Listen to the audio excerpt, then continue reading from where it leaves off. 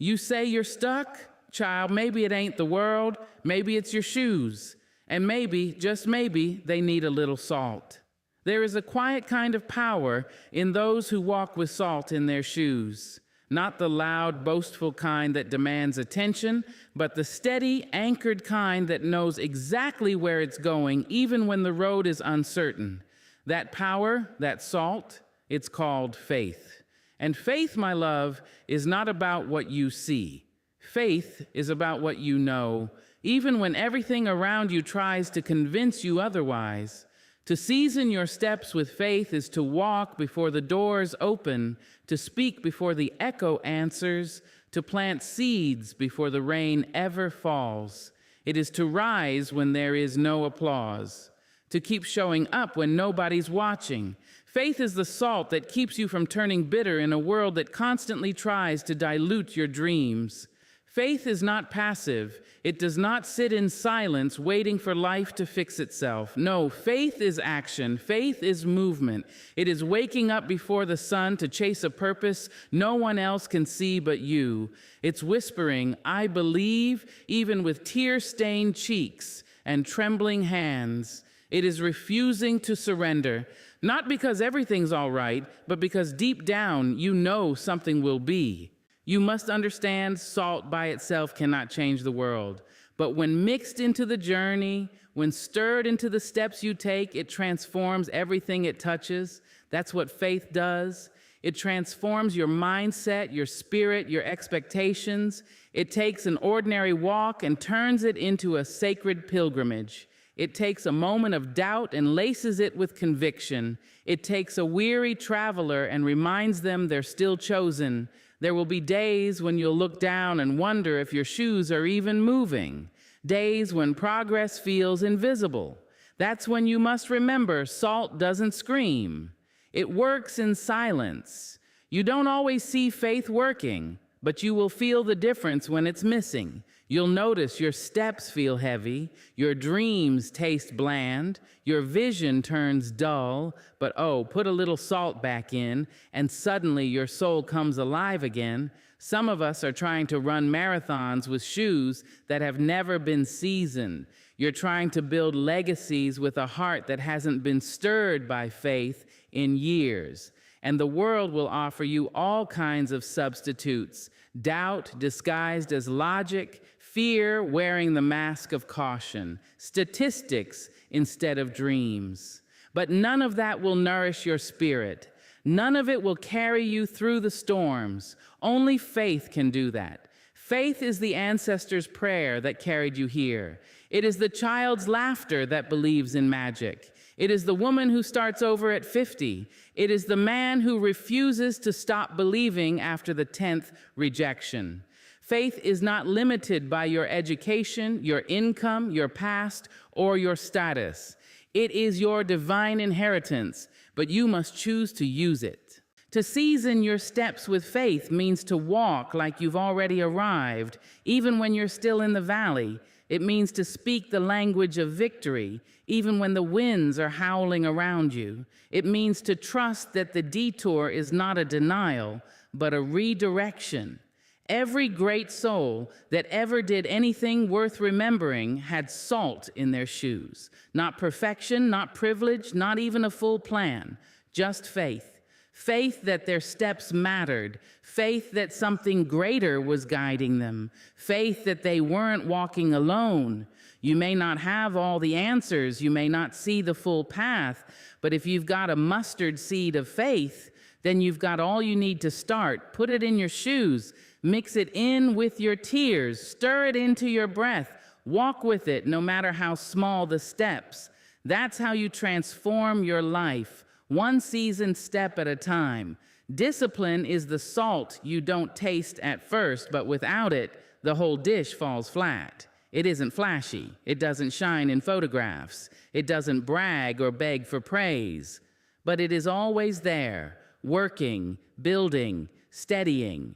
And if you look close enough, every soul that ever did something mighty, something meaningful, something lasting, had discipline sprinkled deep in the folds of their day. Discipline is waking up when your body still aches with fatigue because your purpose is louder than your comfort. It's returning to the table again and again, even when inspiration has left the room. It's choosing truth when a lie would be easier, choosing effort when excuses are right there waiting, dressed up in comfort and convenience. You see, the world will clap for your talents. It will cheer when you succeed.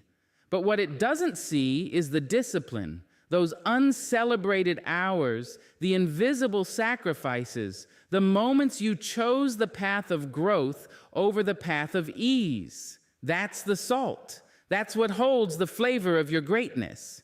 Discipline will never ask for attention, but it will demand your respect. It will sit with you when you're broken and whisper, "We don't stop here." It will walk beside you when you're overlooked, reminding you that being unseen does not mean being unworthy. Discipline doesn't dance in the spotlight, it lays the bricks of the stage. Salt doesn't change the dish by being loud. It works in the background, just like your discipline. And make no mistake, it is your background work, your behind-the-scenes grind, that will one day shine through everything you touch. Because when you build with discipline, you're not just creating a moment, you're creating momentum. There are days when you'll want to quit, when the results don't show up on your timeline, when the applause is absent and the doubts are loud. That's when the salt of discipline kicks in. That's when you lean on routine, not on mood. That's when you realize that greatness is not born in grand moments, it is born in daily decisions. Discipline is what makes you write the next page, record the next video, push through the next workout, study the next hour, forgive again, speak gently again, try again. It isn't sexy, it isn't fast, but it is powerful. It will grow you, shape you, sharpen you, and that is the kind of transformation that cannot be undone. There's a kind of holiness in discipline, a sacred rhythm that lives in showing up. That rhythm speaks to the heavens and says, "I am ready for what you have for me." Not just by wishing, but by working. Not just by dreaming, but by doing.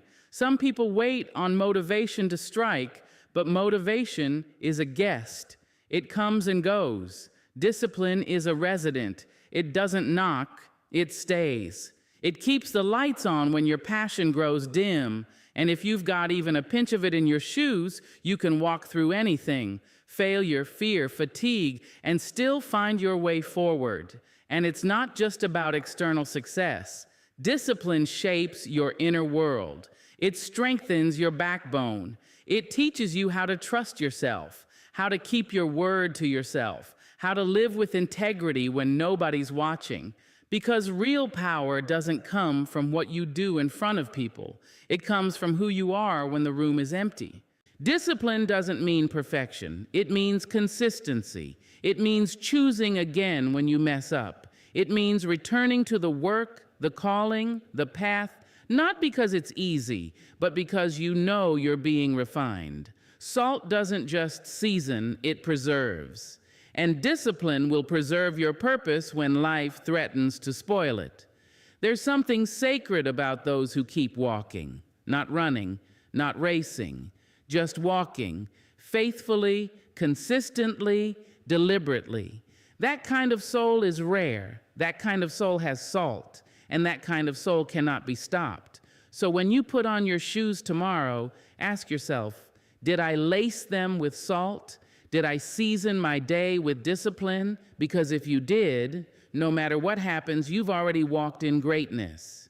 Not because the world saw you, but because you showed up. Salt knows its worth. You don't have to see it to know it's there. You don't have to name it to feel its presence. And so it is with dignity. It moves quiet, but it moves strong. It holds its head high in rooms that try to bring it low. It does not beg. It does not shrink. It does not ask for permission to exist. It simply is.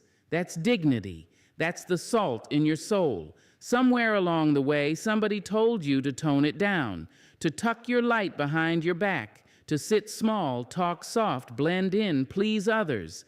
They handed you a spoon and said, "This is your size." But the truth is, you were never meant to be measured in teaspoons. You were born the ocean, wild, deep, unapologetic, and full of grace. Dignity doesn't raise its voice, it doesn't throw its weight around, but it also doesn't fold under pressure. It knows who it is, it carries itself with that calm kind of confidence that doesn't need to be loud to be heard. It says, I will not make myself smaller just because you can't handle my fullness. When you walk with dignity, you move through the world like you've already been approved, not because someone stamped you with worth, but because you remembered it was already yours. Dignity is not earned. Dignity is claimed. It is the salt you pour into your shoes when the world tries to forget your name. You don't have to wait for the world to affirm what God already put inside you. You don't need a crown to act royal. You were royal from the start. And don't let them fool you. Your power doesn't lie in how much you have, how loud you are, or how many follow you. Your power is in how you carry yourself when no one is watching. It's in the decisions you make when nobody's clapping. It's in the refusal to bow to things that don't honor your spirit. They'll try to offer you something cheaper than dignity, popularity, approval, attention, a moment of belonging. But don't you trade your soul for a seat at a table that would never feed your spirit. Don't you dare pour yourself into a spoon just to make someone else comfortable. You are not too much. You are just too vast for their cup. Dignity is in how you speak when anger tempts you to lash out. It's in how you walk away from drama that wants to suck you in. It's in how you hold your head when lies try to drag your name through the mud. It's in how you forgive, not because they deserve it, but because you refuse to carry bitterness in your bones. Dignity is power wrapped in grace. It doesn't shout its arrival. It makes a room better just by being in it. Salt preserves, it protects, it keeps things from spoiling, and dignity does the same for your soul. When you live with it, you preserve your peace, you protect your purpose, you keep your character from rotting under pressure. That's why it's so important to put dignity in your shoes each day, because the world will try to take it from you. It will test your worth. It will question your beauty. It will challenge your value. But when you've seasoned yourself with dignity, you don't flinch. You know, there's a difference between humility and shrinking. Humility says, I am no better than you. Shrinking says, I am less than you. And my dear, there is nothing humble about pretending you are less than what you are. You can bow your head without dimming your light. You can walk in kindness without silencing your power. You can love people without letting them walk all over you. Some will call it pride. Others will call it attitude. But you'll know what it really is. It's your salt. It's your dignity. And once you've walked with it, you'll never settle for shoes that don't fit again. There is no joy in being small when your soul was made to stretch wide across oceans and skies. You were not made to be hidden. You were made to stand, to rise, to walk with the kind of strength that doesn't need to roar. Just like salt, your presence is enough to flavor the whole room. And baby, the world needs your flavor. Healing does not always come dressed in white robes with soft hands and soothing words. Sometimes it comes with a sting. Sometimes it shows up as salt in an open wound, burning before it begins to cleanse. It does not ask if you're ready. It does not knock politely. Healing moves like truth. It disrupts before it delivers. And still, it is one of the holiest things you'll ever allow yourself to feel. You see, life will cut you. It will, not might, will. It will slice deep through your innocence, your trust, your heart, and your hope. Not because you're weak, but because you're alive. The moment you dared to love, to dream, to try, you opened yourself to both the beauty and the breaking. But don't you dare let that pain rot inside of you. Don't you dare carry around an untreated wound and call it strength. Salt hurts when it touches raw skin, but oh, it helps you heal. And healing is not about pretending you were never hurt. It is about tending to that wound with intention.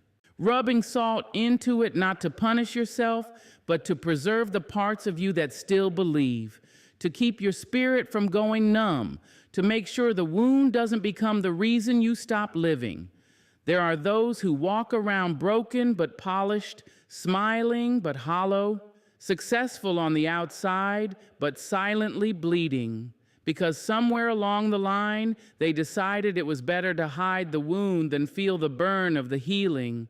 But child, there is no glory in denial. There is no peace in pretending. There is only a deeper, quieter kind of suffering, the kind that eats you from the inside out. You must feel it to free it. You must face it to fix it. And when you finally stop running from the pain, when you stop decorating the scar without ever cleaning the wound, that's when the salt starts to do its work. It won't feel gentle at first. No, healing rarely does. It may bring tears you thought had dried up long ago. It may bring memories you packed away in boxes labeled too much. But salt, real salt, the kind made of truth, love, forgiveness, and boundaries, doesn't just clean. It purifies. It removes what doesn't belong. It says, you don't have to carry this poison anymore. Let the salt do its job. Let it sting.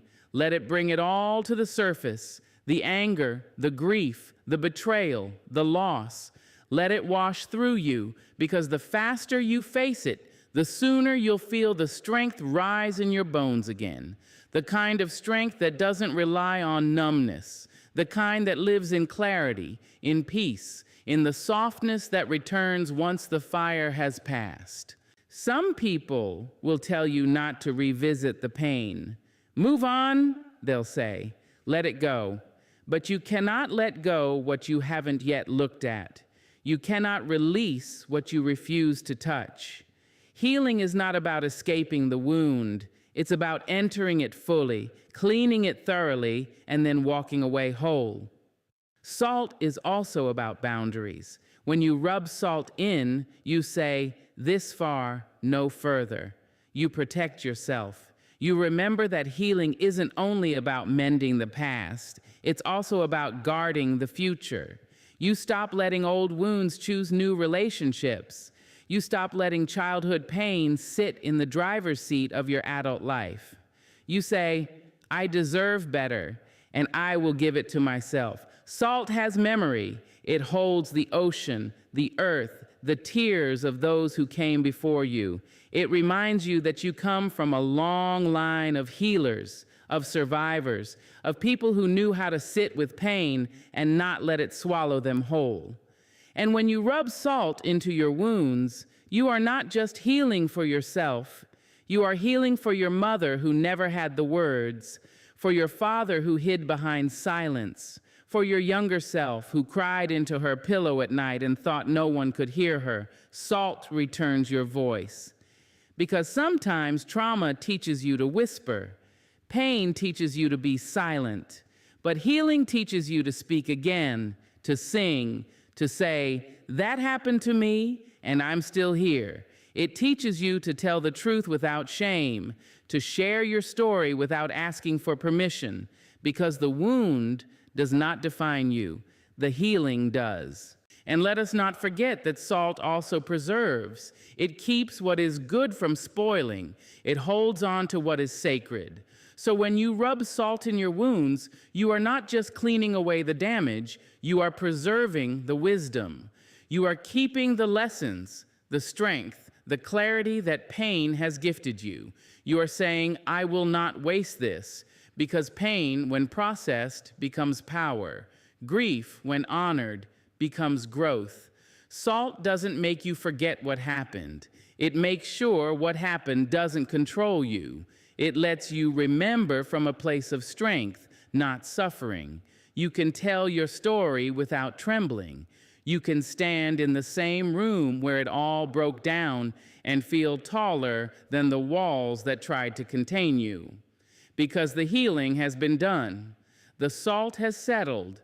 And oh, what a holy thing that is, to be wounded and still walk forward, to be scarred and still be soft, to have every reason to stay bitter, but choose to stay open.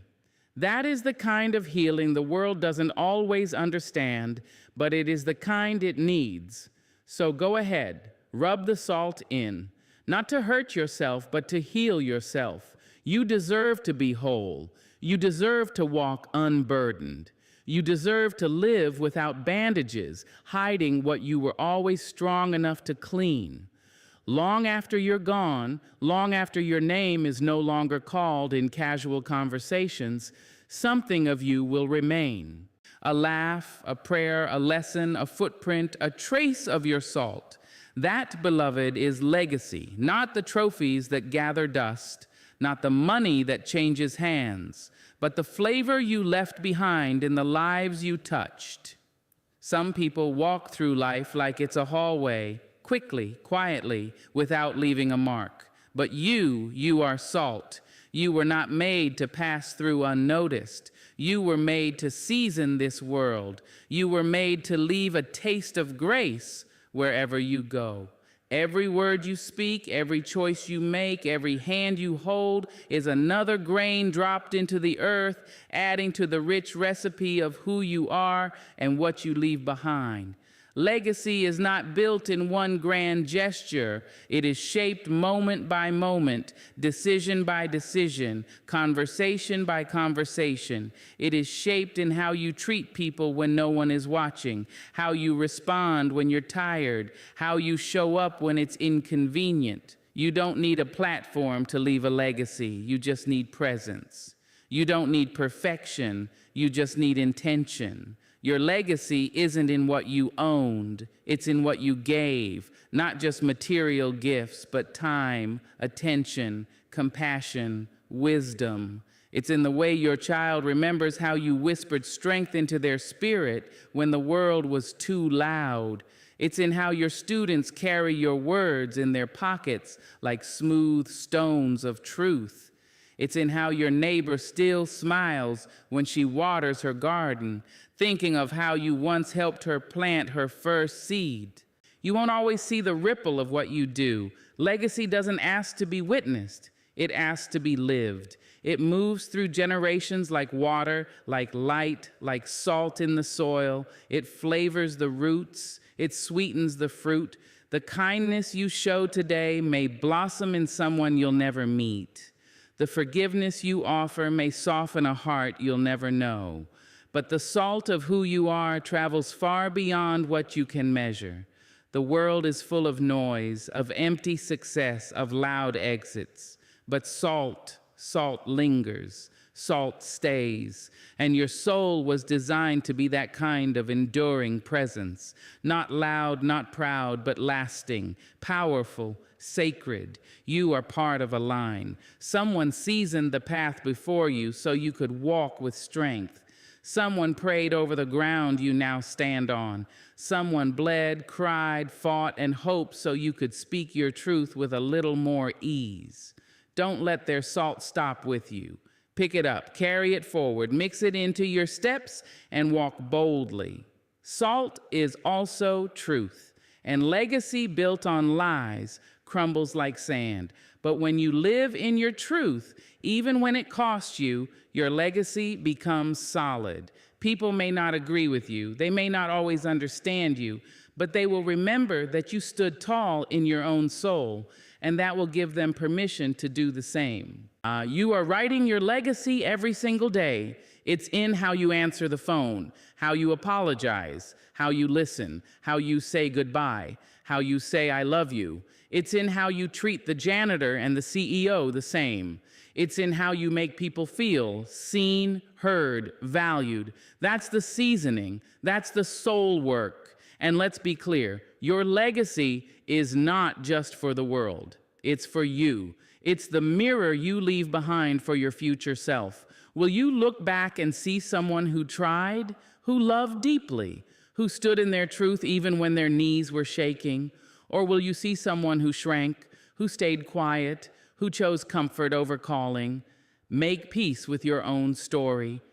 Use the salt of your pain, your lessons, your triumphs to teach, to uplift, to serve. Walk in such a way that your grandchildren won't just hear your name, they'll feel it in their bones, in their breath, in their boldness. One day your footsteps will become memory, your voice will become echo, but the flavor of your presence, your values, your heart, your grit will live on in places you've never been, in people you've never seen. And that, beloved, is the miracle of a salted life. There is a power that lives inside of you, steady as breath, waiting not to be found, but to be claimed. A power that does not require permission, applause, or validation. It is not held in the hands of gatekeepers. It does not rest on titles, degrees, or the nod of someone who never saw your worth in the first place. That power, child, is salt, and it belongs to you. Salt is not passive. Salt does not sit still and hope to be noticed. Salt makes its presence known.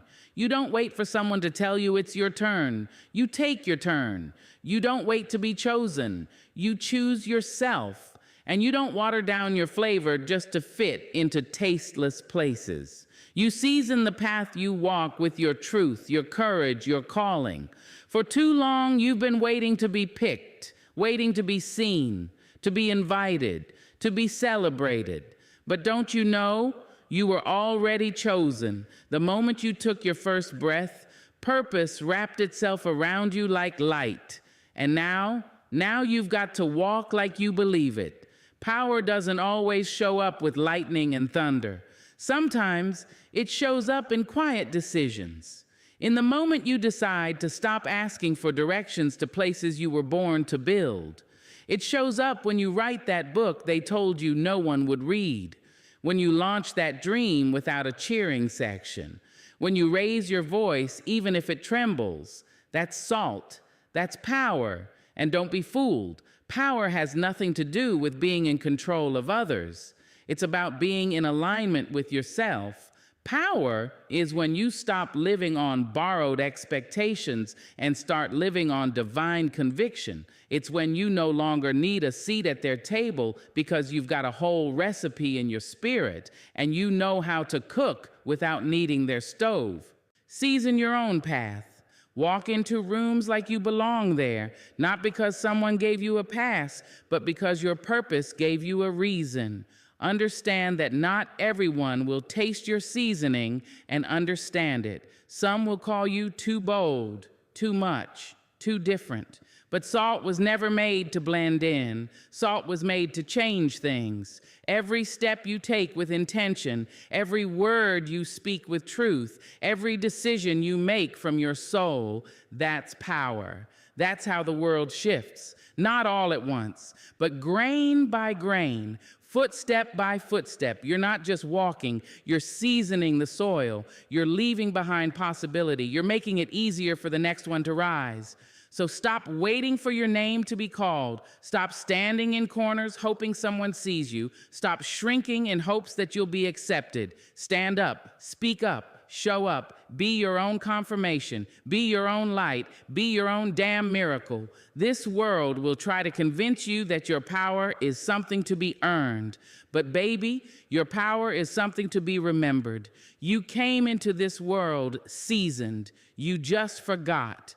You let their rejections, their criticisms, their systems of silence dilute your flavor. But that ends now, because now you reclaim it. Salt doesn't beg to be relevant. Salt is relevant. And when you walk with your salt, you stop asking for the map. You become the map. You light the way. You build the road. You feed the hungry places of this world with your presence, your gift, your grit. Power means taking responsibility for your becoming. No one is coming to rescue you. No one is coming to crown you. But if you get up and you walk your truth, the crown will appear in the way the path unfolds beneath your feet, in the way your name will echo in rooms where your feet have never stood. You are the salt. You are the seasoning. You are the sacred disruption in a tasteless world. So go, walk forward, not waiting, not hoping, but knowing that your power has always been with you, that your seasoning is your gift, that your voice is the recipe. Put the salt in your shoes and go season your path with power. So what now? You go find that salt, dig deep because it's in you, lace it into your shoes, walk with it, speak with it, heal with it, build with it. And the next time life asks, who do you think you are? You look it square in the eye and say, I am the flavor, I am the fire, I am the salt. Put salt in your shoes today and baby, just watch your life transform.